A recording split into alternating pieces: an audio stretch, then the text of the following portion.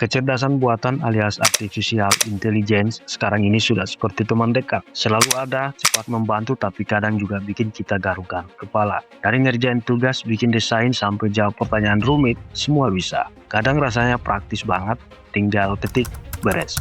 Tapi di balik kemudahan itu muncul satu pertanyaan sederhana. Kehadiran AI ini sebenarnya membawa kita ke arah mana?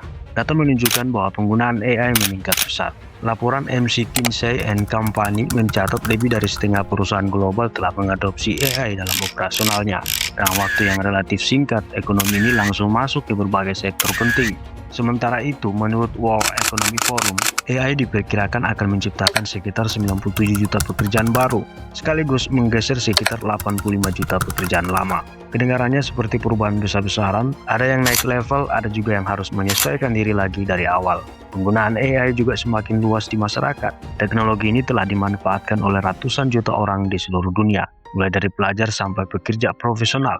Mau cari ide, bantu kerja, atau sekedar tanya-tanya, AI sering jadi teman pertama yang dicari. Praktis, cepat, dan selalu siap. Di Indonesia, tantangannya terasa lebih kompleks. Data Badan Pusat Statistik menunjukkan bahwa akses dan kemampuan pemanfaatan teknologi digital masyarakat masih belum merata. Jadi ketika AI hadir dengan segala kecanggihannya, kesiapan tiap orang berbeda-beda. Ibarat dikasih kendaraan canggih, ada yang sudah lancar mengemudi, ada juga yang masih belajar gas dan rem.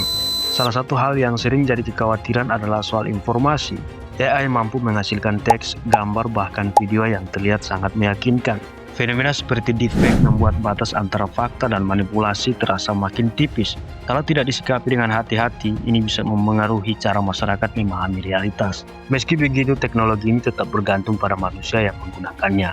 AI bisa membantu proses belajar, mempercepat pekerjaan, bahkan membuat peluang baru. Di sisi lain, penggunaan yang kurang bijak juga bisa menimbulkan dampak yang tidak diinginkan. Jadi arahnya sangat ditentukan oleh cara kita memanfaatkannya. Karena itu, pendekatan yang seimbang terasa semakin penting.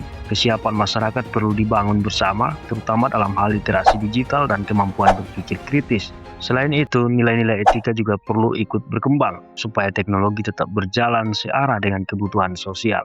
Kalau dilihat lebih jauh, AI juga berkaitan dengan keberlanjutan bersama sebagai bangsa. Keberlanjutan di sini mencakup aspek sosial dan ekonomi. Ketika teknologi hanya dinikmati sebagian kelompok, kesenjangan berpotensi melebar. Sebaliknya, jika dimanfaatkan secara inklusif, misalnya untuk pendidikan, UMKM, dan layanan publik, AI bisa membantu memperluas kesempatan. Keberlanjutan juga berarti mempersiapkan generasi ke depan. Mereka diharapkan tidak hanya menjadi pengguna, tetapi juga mampu memahami, mengembangkan, dan mengendalikan teknologi itu sendiri. Proses ini tentu membutuhkan waktu, pendidikan, dan komitmen bersama. Kalau dipikir-pikir, AI ini memang seperti teman yang pintar tapi kadang terlalu percaya diri. Dia bisa bantu banyak hal, tapi tetap perlu diarahkan. Jadi mungkin yang dibutuhkan bukan sekedar menerima atau menjauh, melainkan belajar berinteraksi dengan cara yang lebih bijak. Pada akhirnya, masa depan bangsa sangat bergantung pada cara kita memanfaatkan teknologi ini. AI bisa menjadi alat untuk mendorong kemajuan yang lebih merata dan berkelanjutan selama digunakan dengan kesadaran dan tanggung jawab bersama. Lalu pertanyaannya, di tengah perkembangan yang begitu cepat ini, apakah kita sudah cukup siap untuk berjalan bersama AI atau justru masih sekedar ikut arus tanpa benar-benar memahami arahnya?